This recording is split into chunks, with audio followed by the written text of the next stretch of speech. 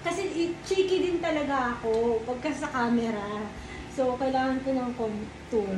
Contour you all. Contour ya, oh. Contour you all. Liquid contour. With the slime. Parang mag-blend po siya ng maayos. My Lord, nag-blend siya maayos. Mag-blend po siya ng maayos.